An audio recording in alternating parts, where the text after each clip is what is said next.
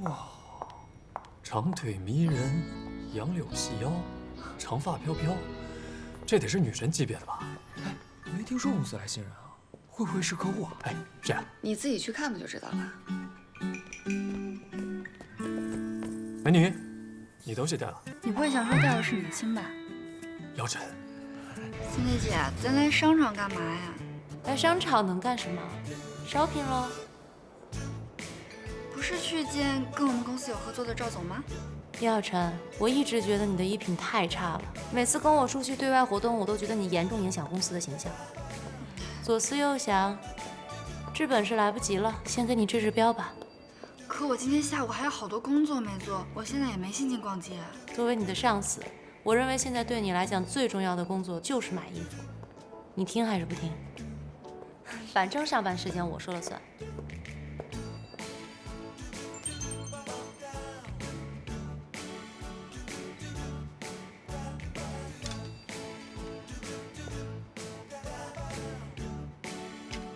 试一下。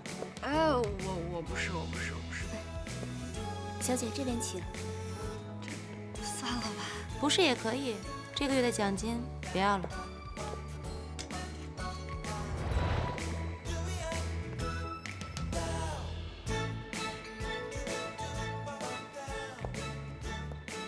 看不出来啊，严小晨，身材还可以嘛。行，我那2件衣服和他这一身都要了。哦，我都不要。那辛小姐，包了。好。这太贵了，我不能收。收？我说要送你了吗？啊？这是从你工资里扣的。我工资已经不能再扣了。分期吧。我分期的名额也没了。晚了。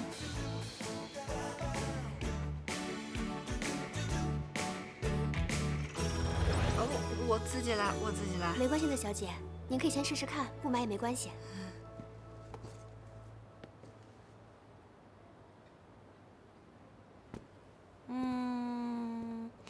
就要这双了。可是太贵了，森姐姐。从你下个月的工资里扣吧。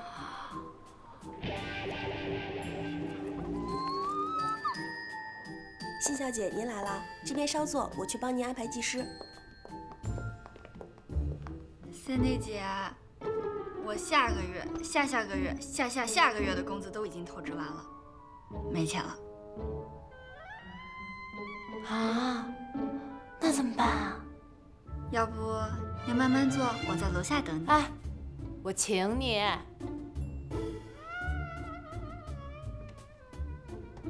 好吧。辛小姐，坐好了。您帮您闺蜜选的颜色真适合她，二位再休息一下吧。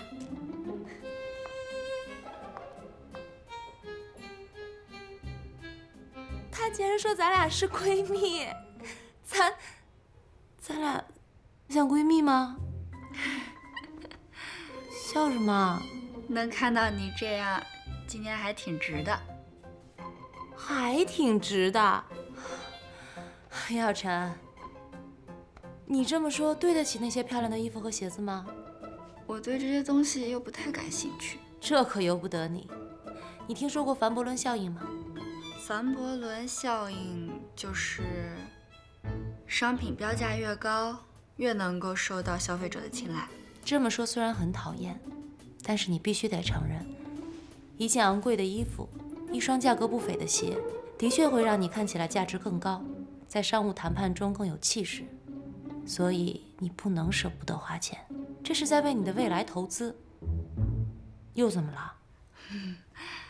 我是觉得你一本正经的时候，感觉像在捉弄我，但是你在捉弄我的时候吧，我又觉得你挺一本正经的，就是这个感觉特别微妙，我也说不好，好像是有点。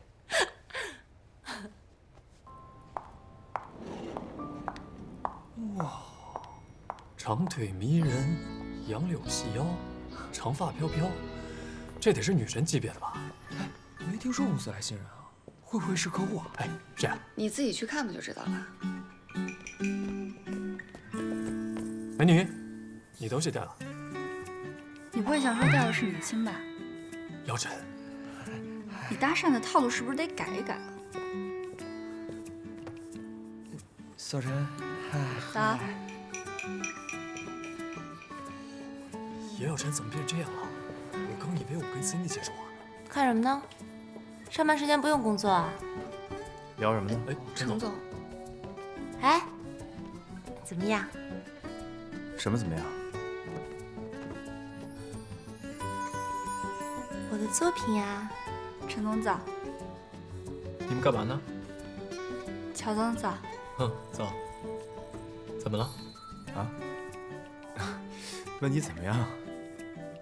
什么怎么样？哦，挺好的，不错。不过你们俩什么时候关系这么好了？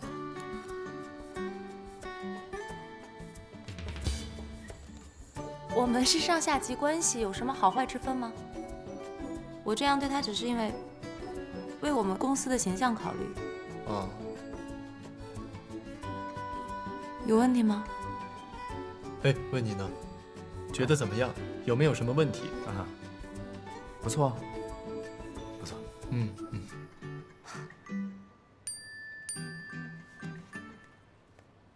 欣欣啊，工作了。好。啊，对，我要去厕所。焦总。李辉，哎，办公室。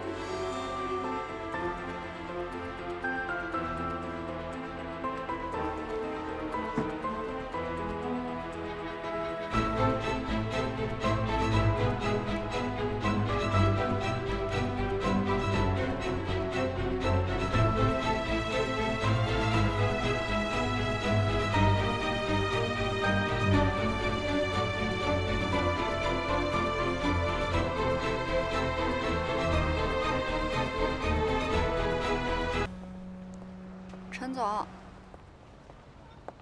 有什么事儿不能在公司说，非得来这儿啊？没什么，就是想问你一下，最近跟沈侯怎么样了？怎么会问这个？我俩是出了点小问题。其实爱情这个东西啊，如果两个人要是真的不合适的话，也不用勉强。什么意思啊？我是怕，如果你们继续这样下去的话，沈侯迟早有一天他会伤害你的。如果注定结局是这样，那还不如长痛不如短痛。我知道您一直都很关心我。您刚才说的这些道理呢，也都是为了我好。但是我有我自己的想法，我也有我自己的解决方式。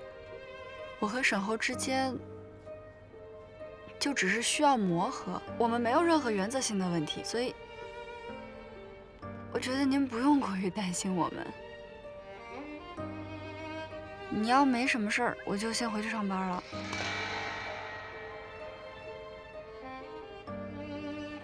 那要是有呢？有什么？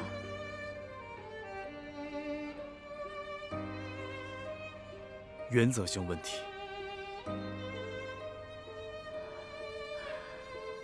如果真的有，我会和沈侯一起努力的去把这个问题解决掉，也用不着您来操心。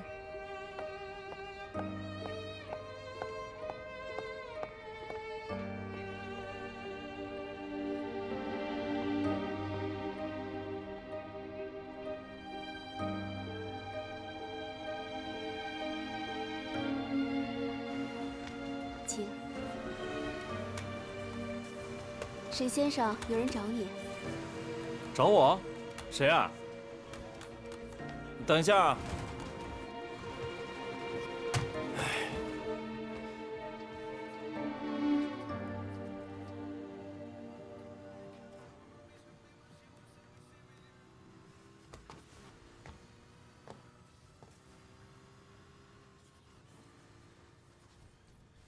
过来坐。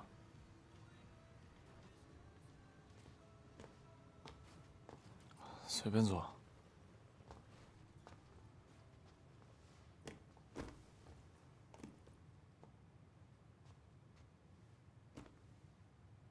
这半个月，你还好吗？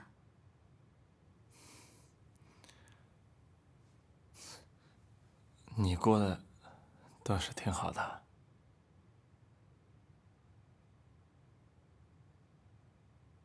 对不起。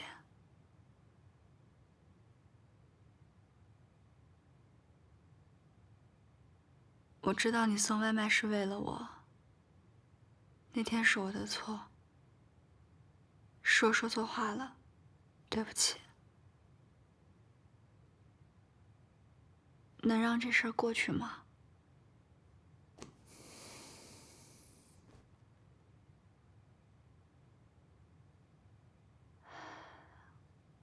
我算了一下，我的工资每个月除去要还陈志远的钱，剩下的如果节约点是够咱俩的日常开销了。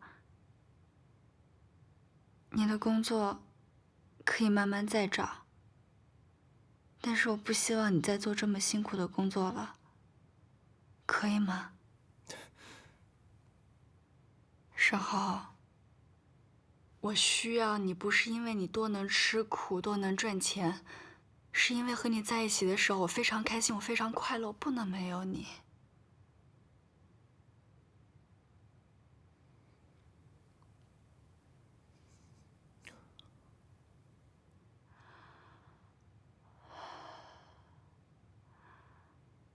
我一直在想，如果我们的关系再进一步的话，是不是就不会有这么多的误会了？那怎么样再进一步？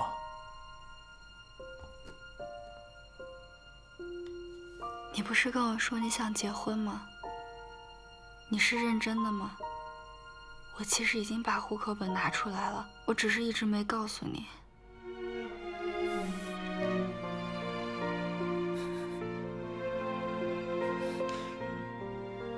他这么优秀，你又没工作，拿什么养活他呀？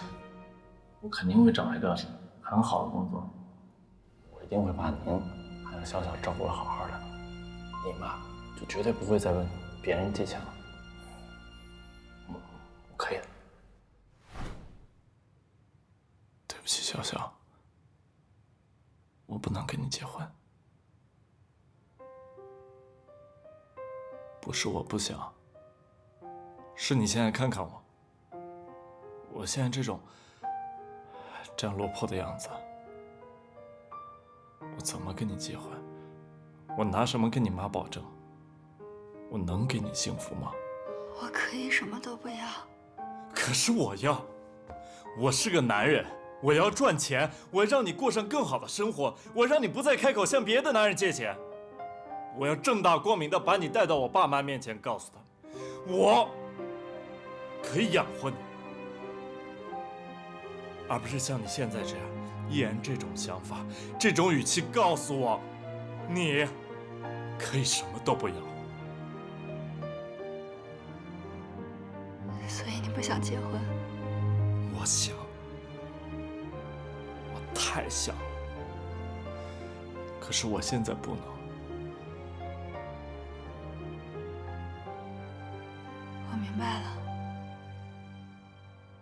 我走了。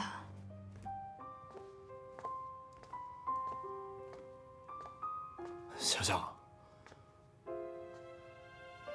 对不起，你能不能再多给我一些时间？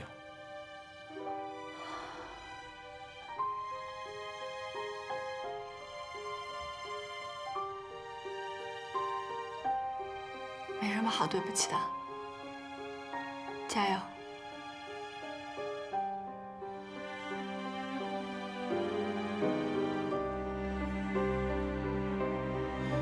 加油！加油！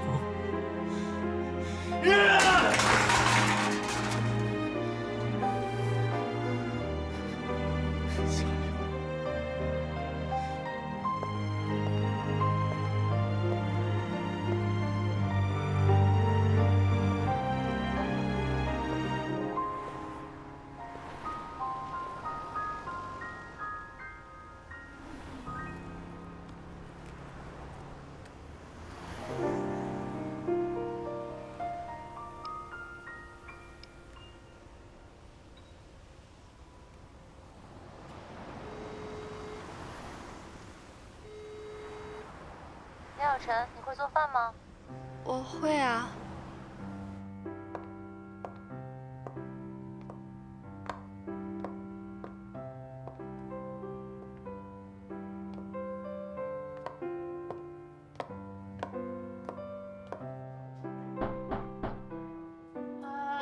门没锁，自己开门就好了。谢谢姐。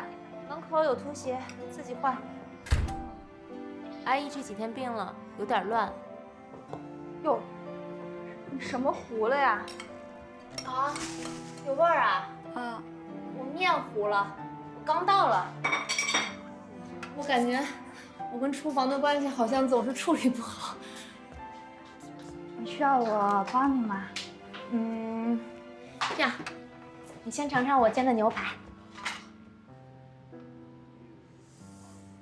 哎呀，你是要我帮你试毒吗？这500多块钱一块呢。魔女做的饭果然也是这么的魔幻呀！你自己试过吗？我专门留给你的。我看要不还是算了吧，我看你这还有什么吃的，让我找找啊。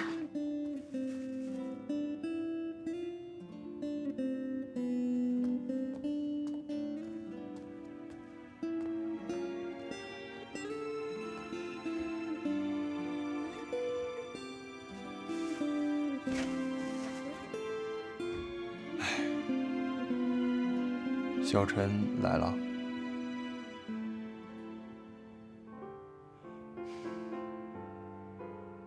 他还是不知道我到底想要什么。我在这段感情里，我已经很努力了，我也在拼命的为他改变。可是为什么我看不到希望？我不是不想结婚，我只是不想一无所有的跟他结婚。你明白我的？不是，我明白。你等会儿，他刚才来这儿是跟你求婚的。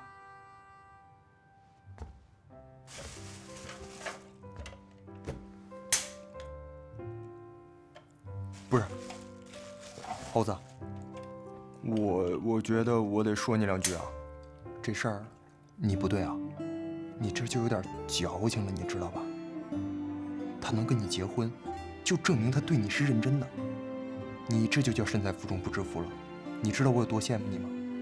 别说求婚，魏彤就是能答应跟我在一块儿。喝酒。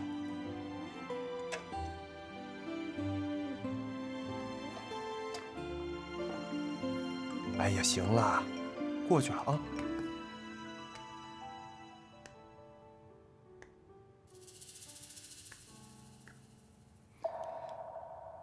这不小陈吗？那男的是？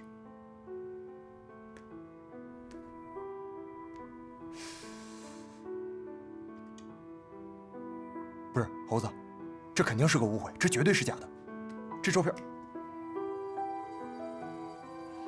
小侯，你别再污蔑小小了，我对他什么都不会变，你别再费劲了。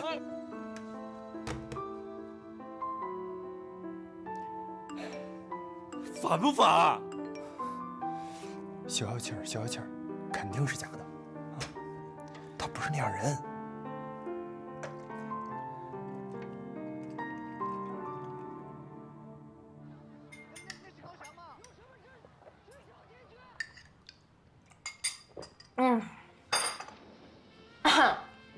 满足，说吧，找我什么事儿？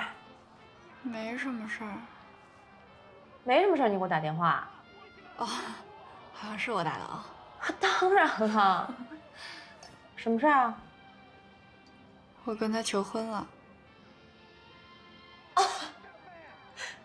你求的婚？嗯。姚晨，我真是小瞧你了，你女英雄啊！什么时候结婚？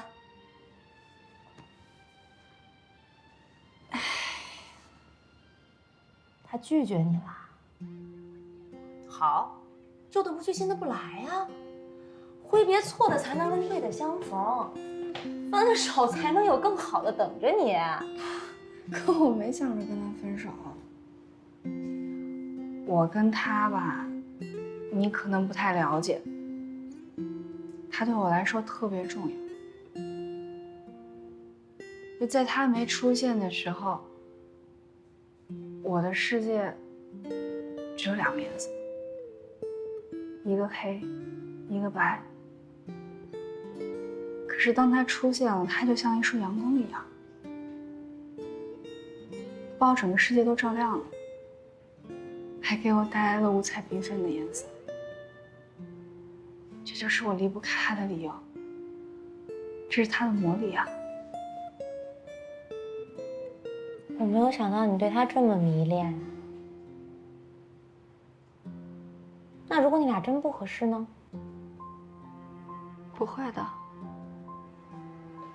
大学的时候，你们2个是可以很纯粹的谈恋爱，享受爱情。可是等到了社会上，你们要共同面对生活的时候，你就会发现，2个人一样的人生观、价值观比什么都重要。要有一样的追求，要有一样的步调。现在的你，为工作努力，为现实筹措，他在干嘛？他追得上你的步伐吗？难道这个不会伤他自尊心吗？你们的问题会越来越多的，矛盾会越来越升级的，然后到最后你们就真的根本没有办法去面对。好了，孙姐，我现在不想再听这些事儿了，咱换个话题聊聊。那我们聊点什么呢？说一说我。你别看我跟你说的头头是道的，其实，在爱情面前，我才是一个十足的失败者。程志远是我前男友，你知道吧？他跟你说的。他还跟你说什么了？没了。他就没有告诉你，我们俩的开始是因为我的阴谋。我为了能跟他在一起，在一个下着大雪的天气里，把他约到了我们学校的实验室。你找我来，有什么事儿跟我说吗？我们直接点，你觉得我怎么样？很好啊。做你女朋友怎么样？不好意思啊，我还没想交女朋友。现在可以开始打算了。好，那你容我考虑一下。你有2个小时的时间。什么意思啊？我让詹姆斯把门锁了，也就是说，在未来的2个小时的时间里，这里只有你和我。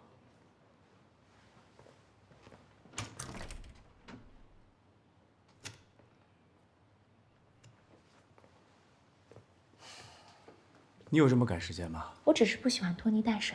那我现在就可以告诉你我的答案。说2个小时就2个小时，你有的是时间慢慢考虑。计时开始。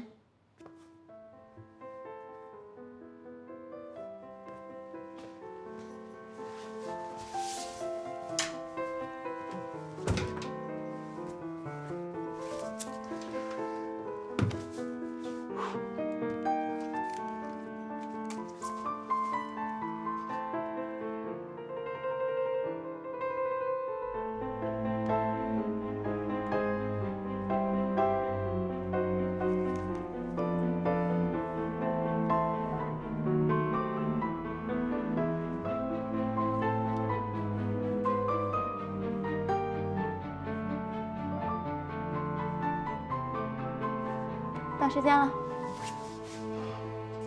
我考虑清楚了，我暂时还不打算交女朋友。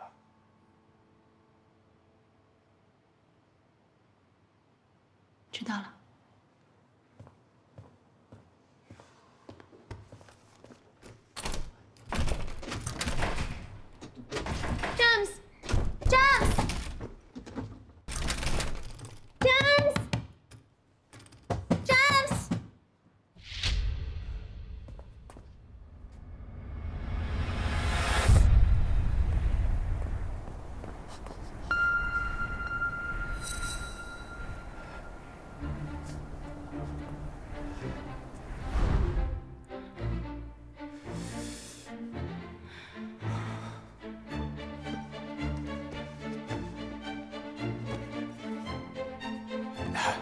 坐这儿。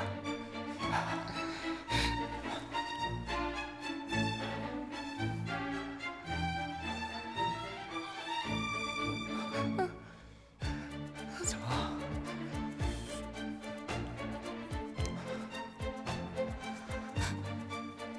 你发烧了？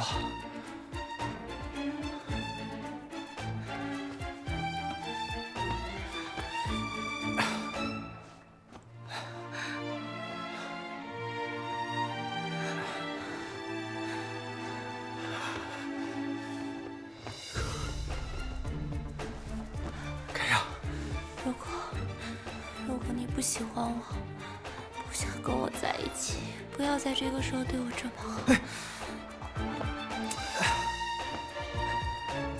过来。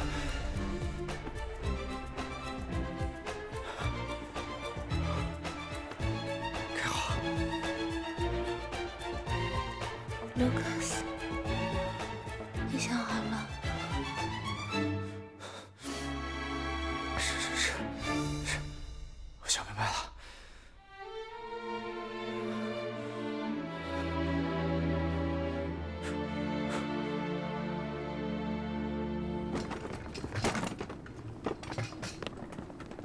Stop。怎么了？什么？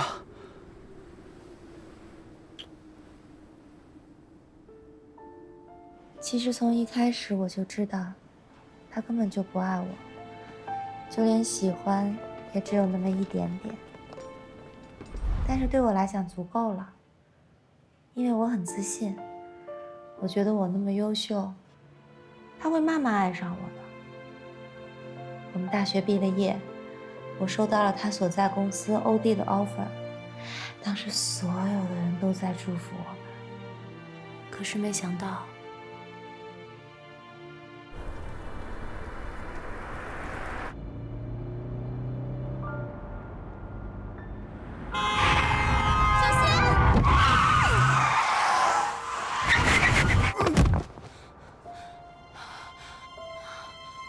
志远，你怎么了？胳膊怎么了？胳膊动不了了。我没有想到这场意外，居然改变了一切。其实我跟他相处的这2年，我们也不像正常情侣那样，我们也就是牵牵手，拥抱一下，甚至连接吻都很少。所以我有预感，我们不会坚持太久了。那后来呢？后来他回了中国，可是不知道为什么，他很快又回到了美国，并且很决然的要跟我分手。几天前，我在欧弟辞职了。你辞职了？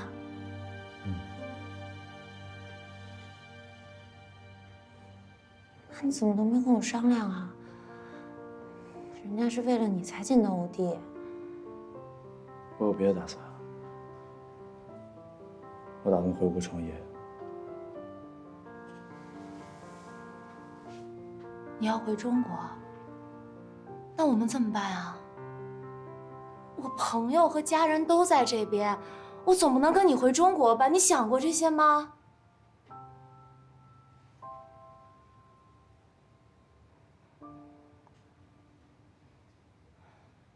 是说，你根本没有打算让我跟你回中国？我从来就不在你未来的计划里。每个人都有属于自己的未来，而不是在谁的计划里。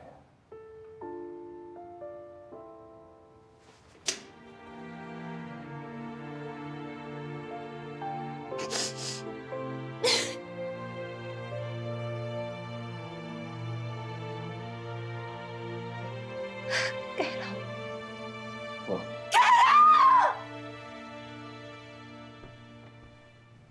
为什么突然要分手啊？我也不知道啊，我以为他爱上别的女人了，所以我就赌气答应了跟他分手。可是我后悔了，我给他打电话，他的手机已经换号码了，所以我们就失联了1年多。后来一个偶然的机会，我知道他在寻找创业伙伴，我就顺着消息找到他，想加入他的团队。我没有想到他会答应，可是他对我的态度，就好像我们之间那段感情从来没有发生过一样。他这么渣呀？后来乔宇也加入了，我们3个一起创建了 DH。其实我在他身边的时候，有很仔细的观察过，可是我并没有发现他有任何暧昧的对象。我就是觉得他这个人都变了，又说不清楚是哪里变了。他对所有事情都变得很冷漠，把所有的精力都投入在工作里。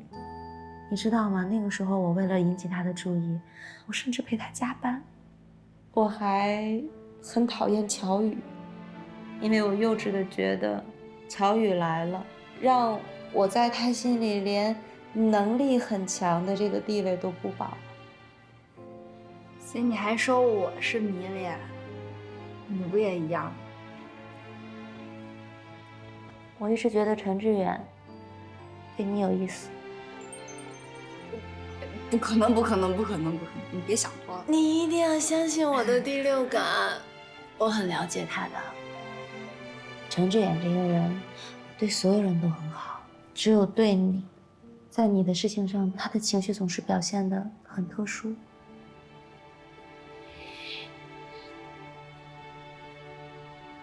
他跟你说过他有个妹妹吗？他有个妹妹？对啊，他跟我说过，我跟他妹妹感觉很像，所以我觉得他对我好，可能是因为出自于这种情愫吧。你不觉得这个听起来特别像大叔欺骗小女孩的一种套路？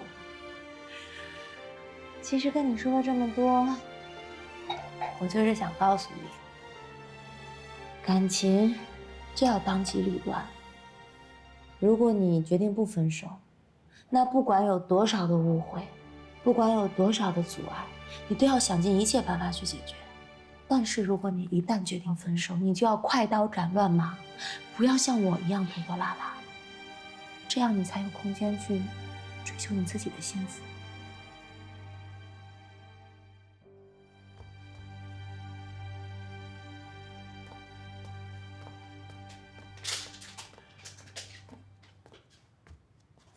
你喝了1宿啊？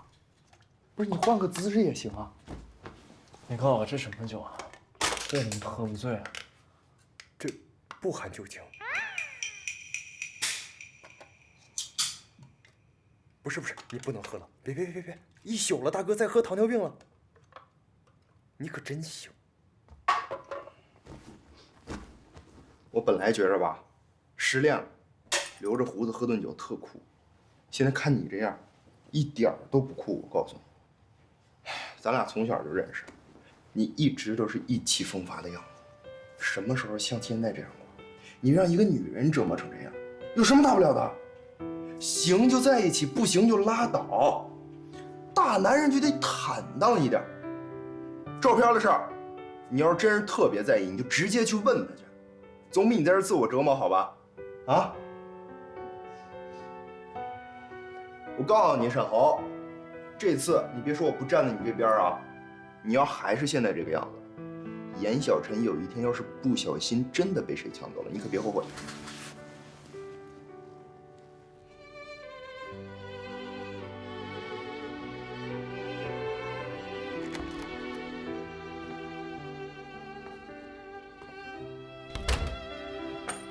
你回来了，你没吃饭吧？我给你弄吃的去。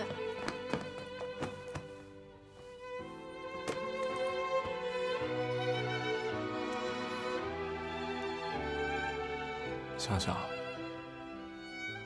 对不起，我想通了。本来我是想，等我有能力的时候，我再风风光光的娶你。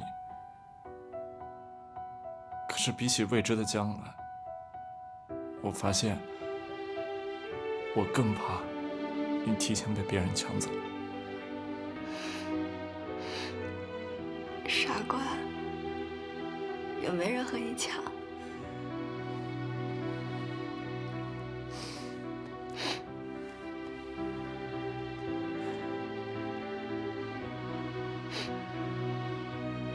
不哭，哭了就不漂亮了。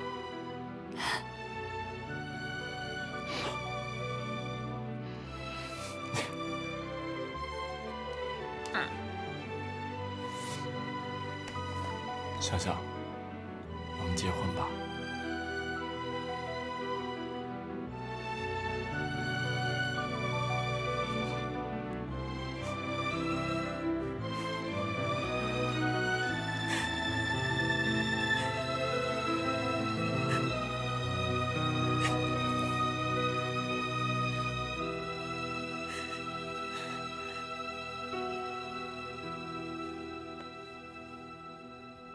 行业渐受风头追捧。据统计，上半年国内电子商务企业已经完成23笔融资交易，总融资规模达到3.3亿美元。请假了没？不会不记得下午要去干嘛吧？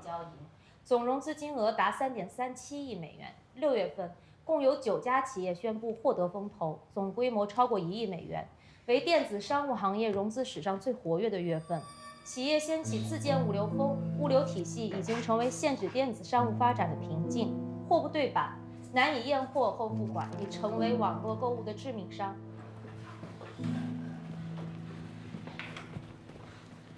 跟谁发消息呢？笑这么甜蜜啊！开会的时候就分神，小心我跟Cindy姐举报。举报别人之前，先检讨一下自己。这份报告写得一塌糊涂，到我办公室来一趟。哦。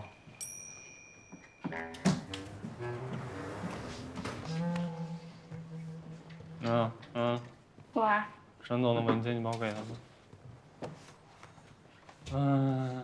希望我抽出来的时候还能再见到你。加油加油！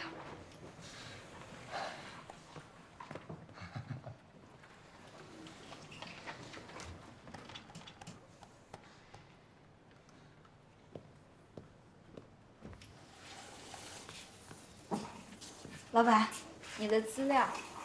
好，放那吧。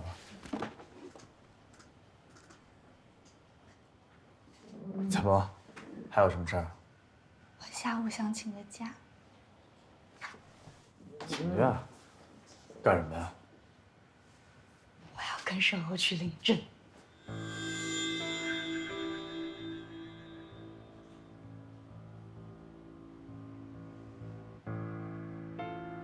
怎么了？不行吗？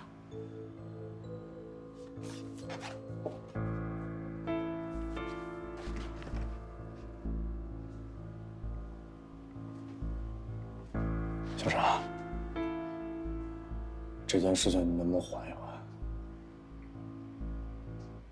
为什么？有些事情我需要去确认。我结婚，你要确认，不是你要确认什么呀？你这人怎么管闲事管得那么宽啊？反正我不管，你就算我旷工，扣我工资就行。严小晨，你能不能就听我这一次？就这一次。住呢。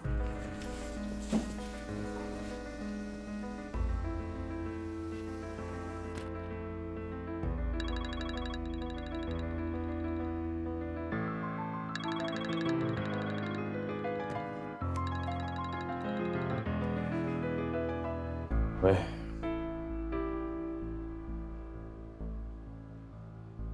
好，那就周五下午。不行，不能来我们公司楼下，我把地址发给你。再见。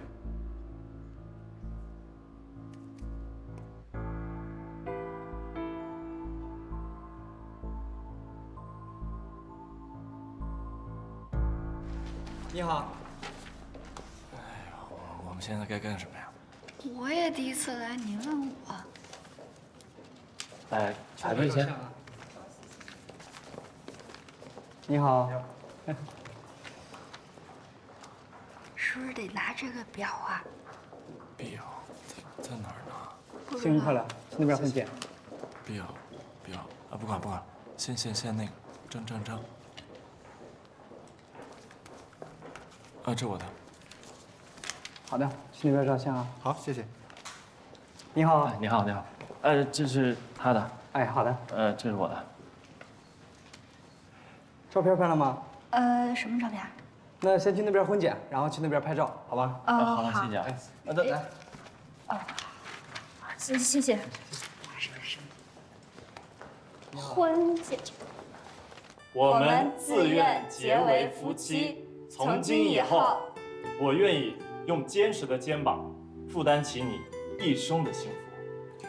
我愿意用一生的柔情构筑起你爱情的港湾。无论环境是好是坏，生活是富贵是贫贱，身体是健康是疾病，事业是成功是失败，我们都会相互支持，所有困难一起承担，所有快乐共同分享，相濡以沫，忠贞不二，不离不弃，白头偕老，直到永远。小小，今天是我们结婚的第一天。虽然这个蛋糕有点土，有点小，那你就将就一下。等我以后自己赚了大钱，我一定给你准备一个最难忘、最浪漫的婚礼。到时候把雨神、魏头，所有人都叫上。到时候我再定制一个10米高的大蛋糕。10米高得怎么切？你是让我站在你肩上往下咔的切吗？那好像也不够啊。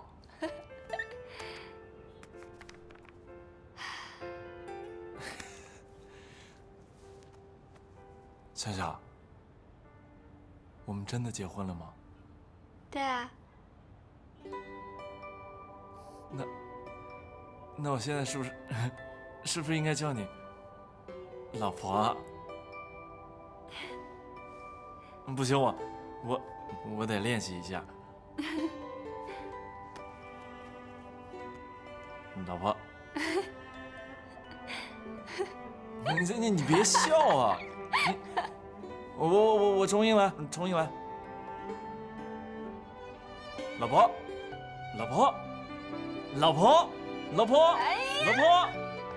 我们结婚了！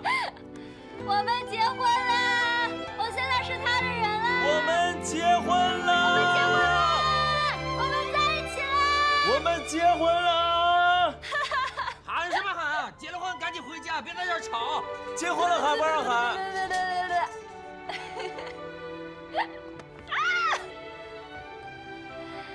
笑笑，我们真的结婚了，我们以后再也不会分开了。这辈子都不分开。老婆，老公。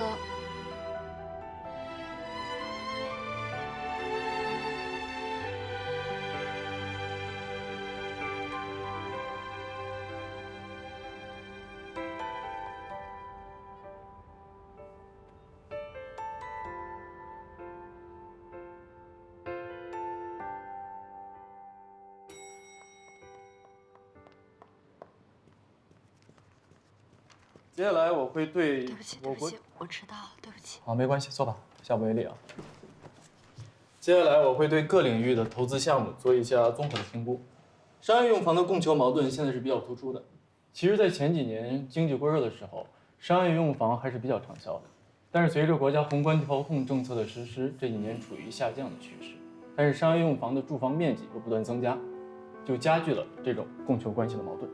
所以我建议，我们的项目重心应该从房地产行业转向于新兴的互联网金融行业。好，就这些。你还有要补充的吗？没有，挺好的。好，那就散会吧。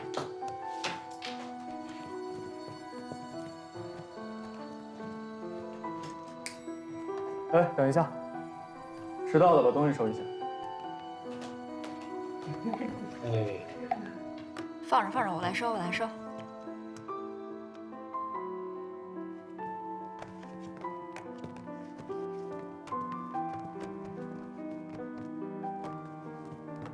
哎，潘娜，程总下午什么安排啊？程总，我看一下哈。下午2点，爱因斯坦咖啡厅，深思集团董事长。哦，谢谢。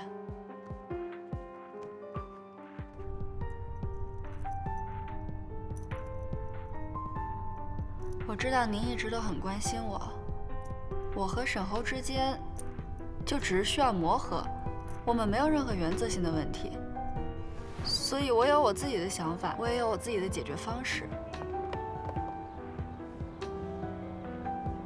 那要是有呢？有什么？原则性问题。我跟沈侯要去领证，这件事情你能不能缓一缓？有些事情我需要去确认。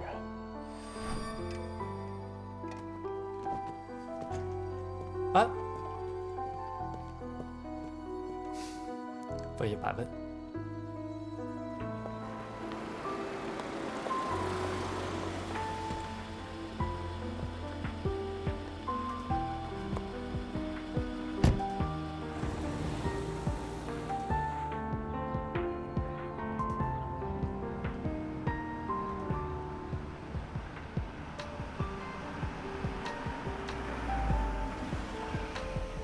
程总，我们到了。程总，哎，老李，半个小时之后来接我。好。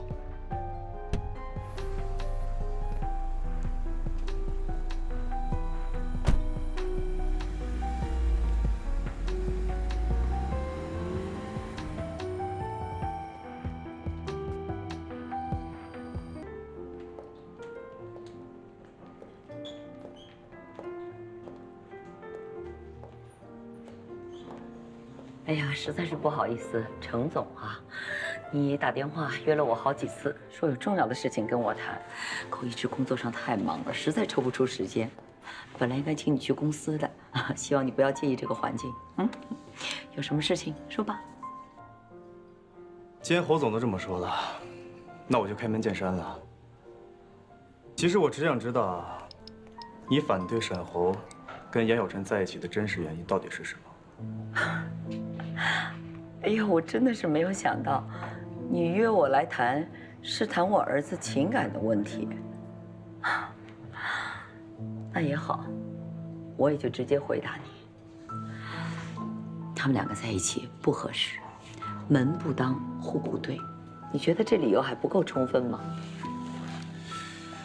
充分，很充分，但充分到步步紧逼，不惜毁掉儿子的前途，也要拆散他们，这就不太正常了吧？你说什么呢？侯总啊，您不是无知妇孺，您白手起家建立起一个商业帝国，如果不想他们2个在一起，应该会有很多种方式可以拆散他们。但是现在您的手段太激烈，也太着急了。哎呀，我说小程总啊，你的这些话呀，倒真引起我的好奇心了。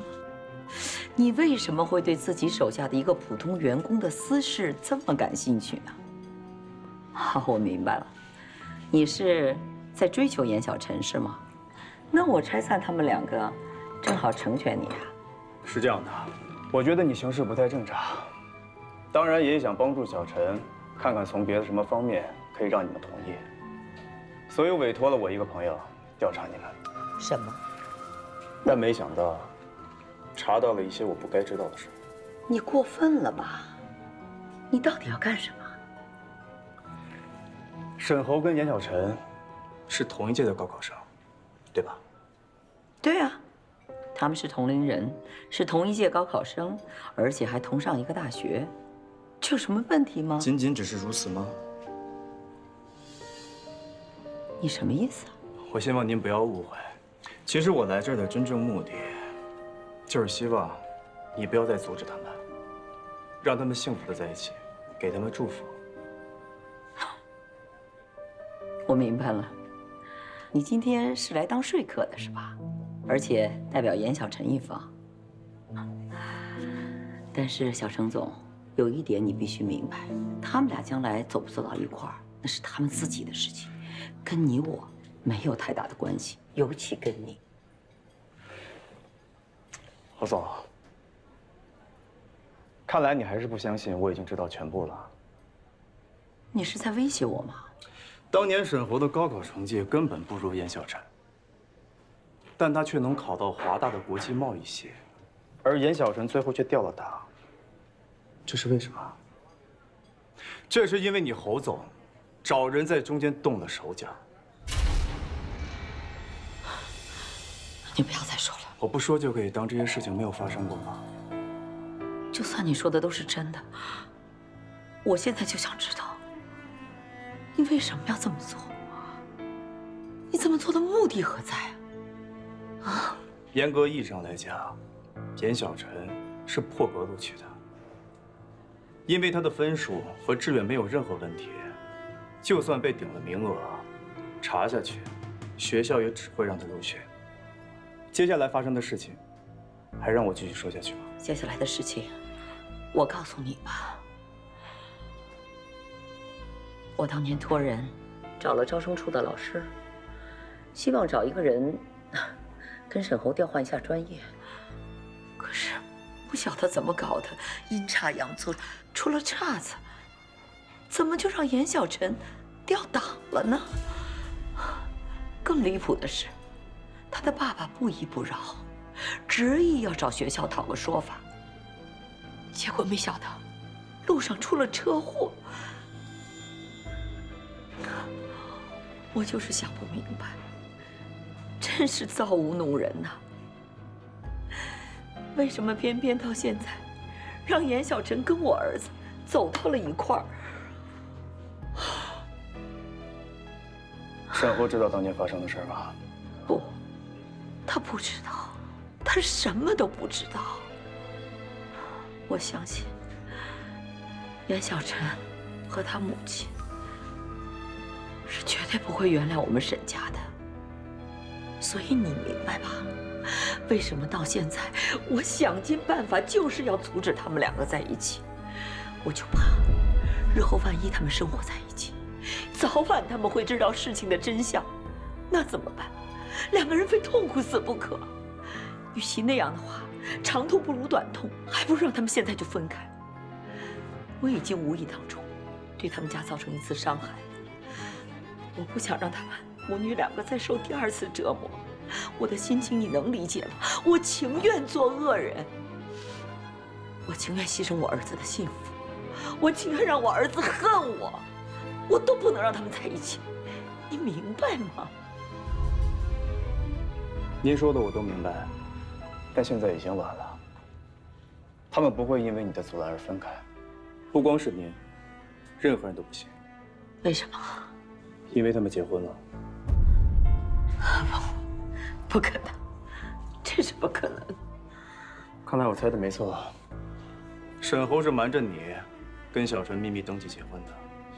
总而言之，现在不管是我对小陈，还是您对沈侯，我们能做的就是什么都不要说，也不要刻意阻拦，否则我能被你的行为逼着去查明真相，他们也一定可以。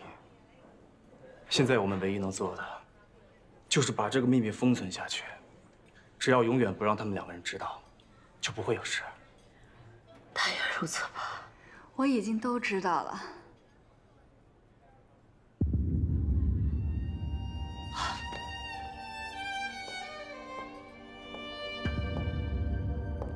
你怎么会在这儿？严小晨，你听我说。还有什么可说的？我一辈子都不会原谅你。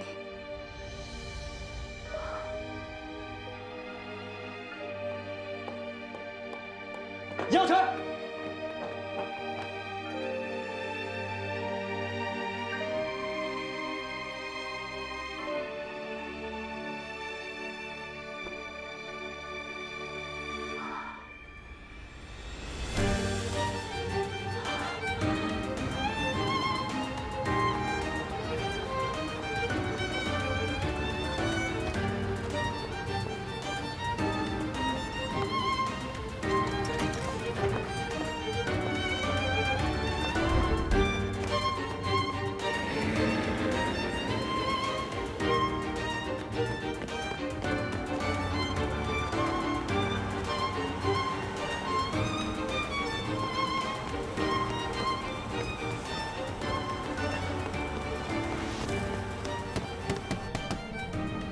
师傅，有人追车，你停一下吧。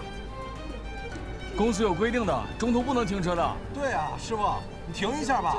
停一下。师傅，停一下吧。停一下吧，师傅。帮个忙，太危险了，师傅。对呀，帮帮忙，停一下。那好吧，我等一下靠边停车吧。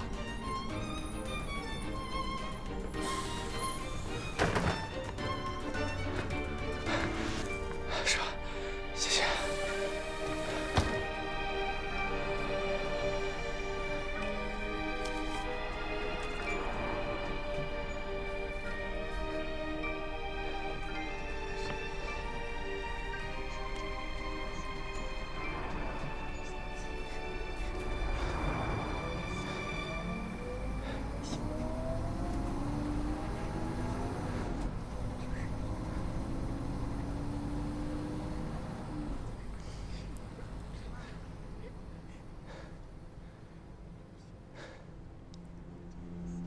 我就是希望能够找一个人，跟沈侯调换一下专业。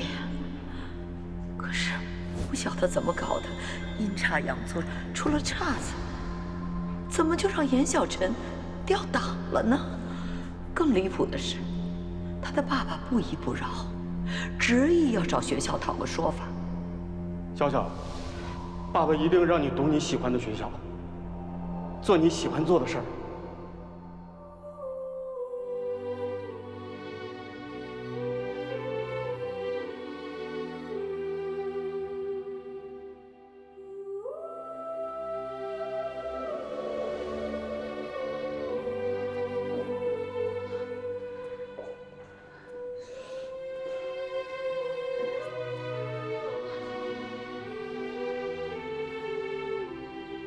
人死不能复生，节哀顺变吧。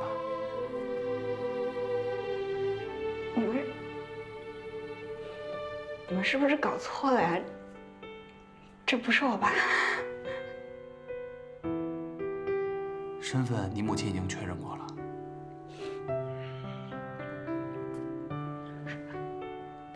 不可能，不可能！这绝对不是我爸，我爸没死。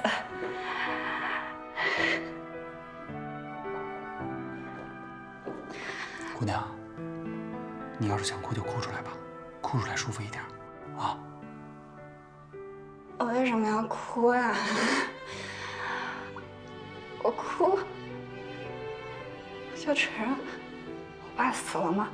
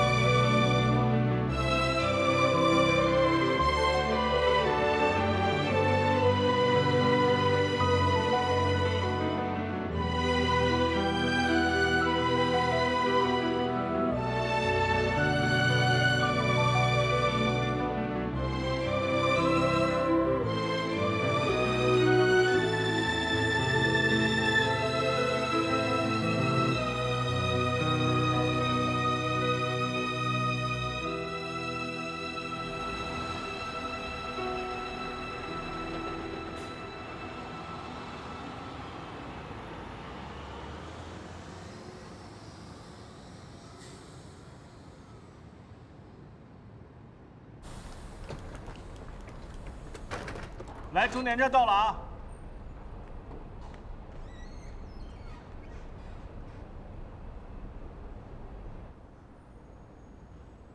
下车吗？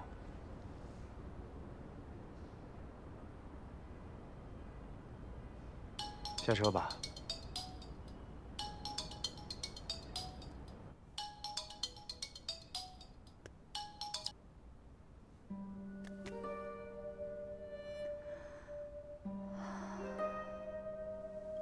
下车吧。司机也需要换班休息。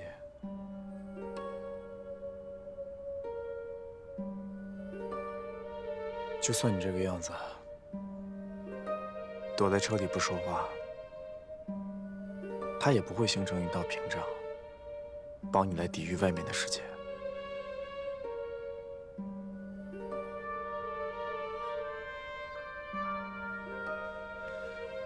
好，既然你不想下去，那我就去跟司机商量一下，看怎么样可以让你一直待在这儿。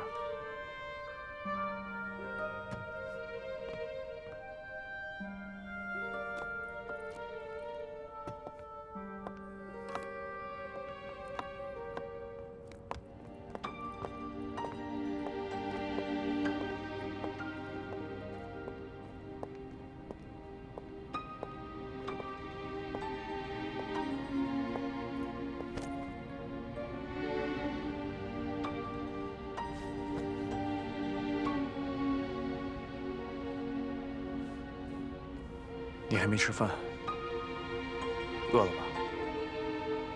我带你去吃点东西。我给老李打个电话。我求你了，别管我了，你走吧。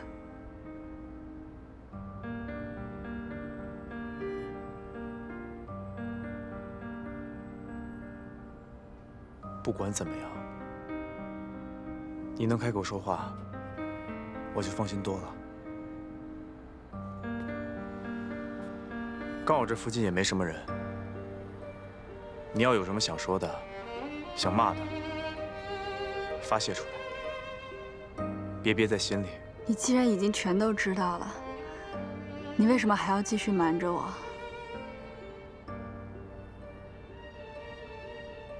我只是觉得，有的时候就算你知道真相，但不一定换回来好的结果。我只想看到你开心，不想看到你难过。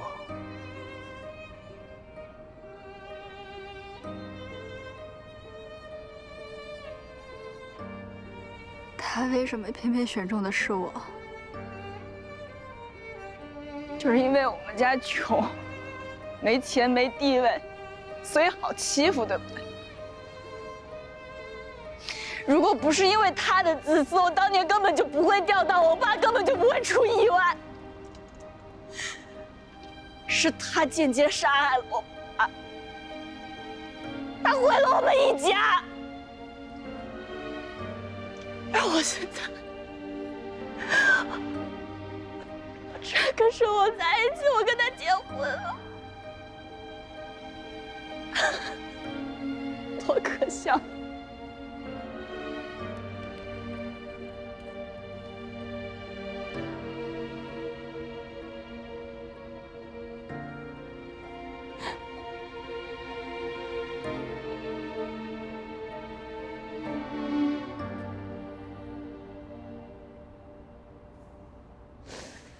都过去了，这一切都过去了。而且当年做错事的人是侯月珍，也不是沈侯。你刚才也都听到了，沈侯他跟你一样，当年只是一个孩子，他什么都不知道。所以这件事情，你最好不要告诉他，否则的话，他会跟现在的你一样，自责跟痛苦。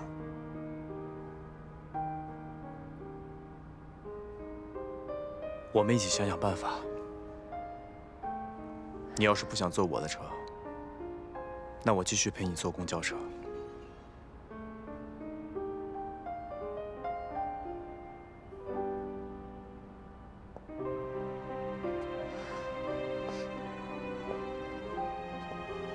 你知道我要去哪儿吗？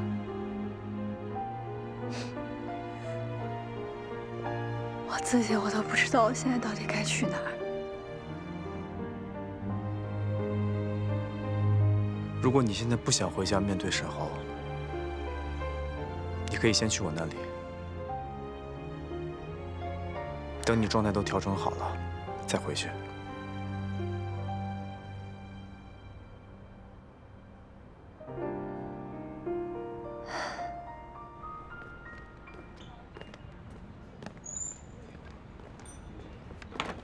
哎呦我去！还我！等会儿，你等会儿。打包这么多啊！你这典型薅公家羊毛，知道吗？占便宜没够。我告诉你，我可是给了钱了，而且哥们儿今天啊，特意做了2道我新学的菜。哎呦，我呸！咱们员工价等于白菜价，你还好意思说自己给钱了，还自己做了2道菜？哪道菜是你买的？哪个菜是你到菜市场自己挑的？我跟你说啊，你这就是羡慕嫉妒恨。怎么着？来，我给你点温暖的拥抱。你别碰我啊！你走开，你别恶心。哎呀，等。哎呀，嘿，我告诉你啊，面包会有的，爱情也会来的。你的爱情就在来的路上。我的爱情已经走远了。那你拿赛车追他呀？我车开得太猛，坏了我。你等我修好了，重振旗鼓，我就不信了。哎，拿下他！拿下他！我告诉你，咱俩现在已经不一样了。你已经结婚了，你是真正的大人，我们在不一样的世界了。那你也加把劲儿啊！加什么劲儿？赶紧走吧，别撇了，一会儿菜凉了。我先给他打个电话。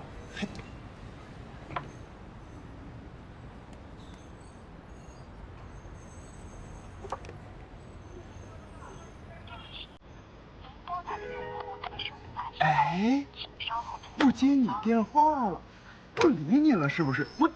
我告诉你，他肯定是在忙。我不跟你说，我走了。你走吧。慢点骑啊。回吧。哎呀，这孩子终于长大了。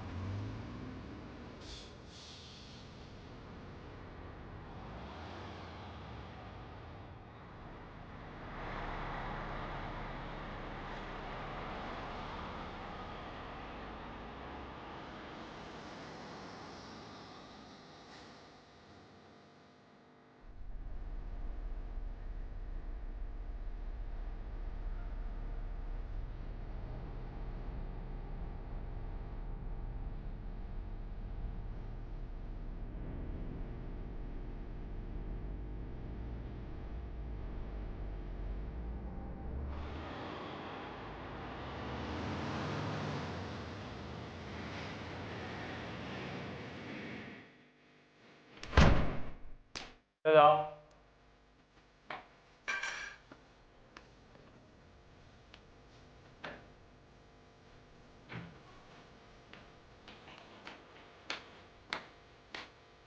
队长，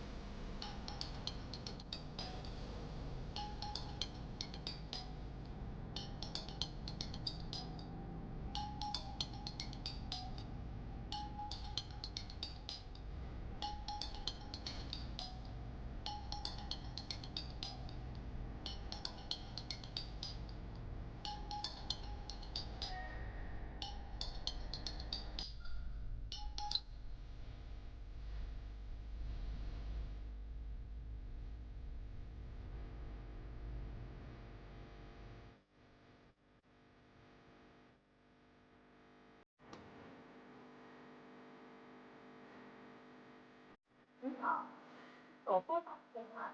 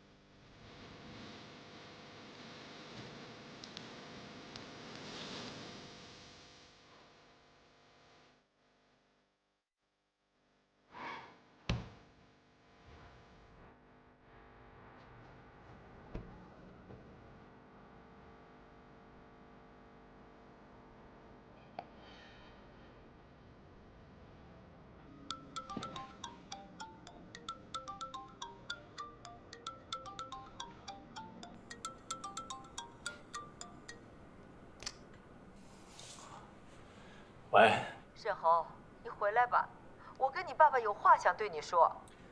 我现在在忙，没空。严小晨，他现在和你在一起吗？没有。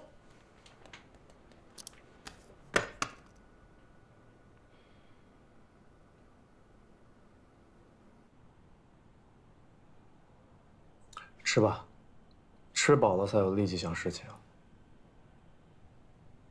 你要是没什么胃口的话，我再去煲一个汤。不用了。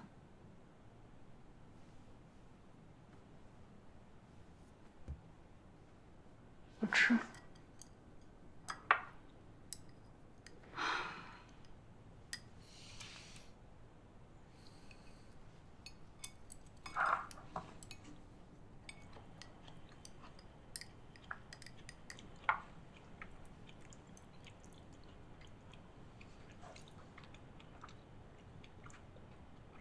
我觉得你说的对，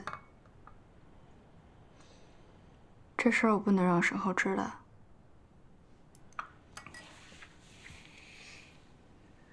他是无辜的。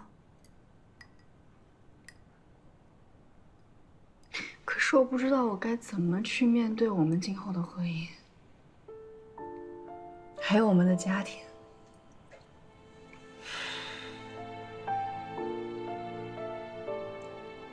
骗得了沈浩，我骗不了我自己，我也骗不了我妈。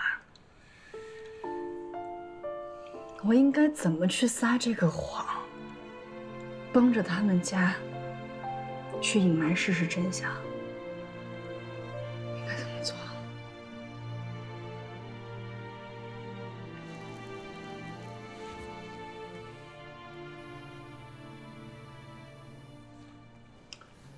沈侯，接还是不接啊？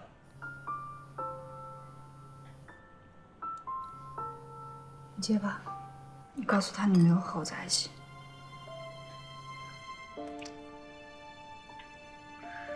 喂，小陈啊，他没有跟我在一起。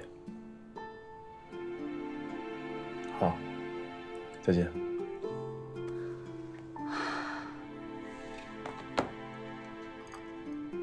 谢谢。你要一直让他这么担心下去吗？你如果一直不接他电话的话，他可能会疯的，就像上次一样。我觉得不管怎么说，至少先度过今晚吧。你听我的，先把手机开机，给他回个电话，就说你在跟客户吃饭，吃完了就回家。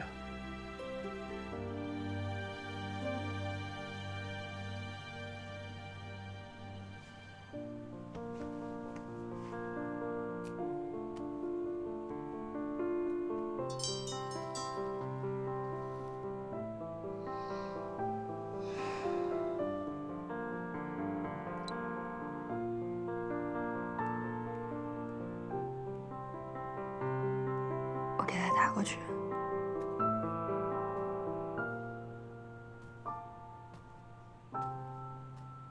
喂，沈浩。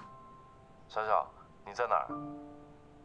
我现在在外滩跟客户吃饭，刚才手机没电了，我刚充上，一会儿就回去了。好，我等你。嗯，拜拜。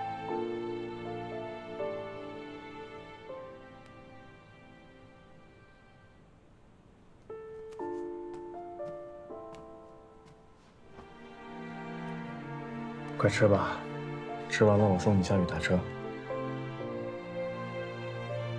你不吃我都不敢吃的。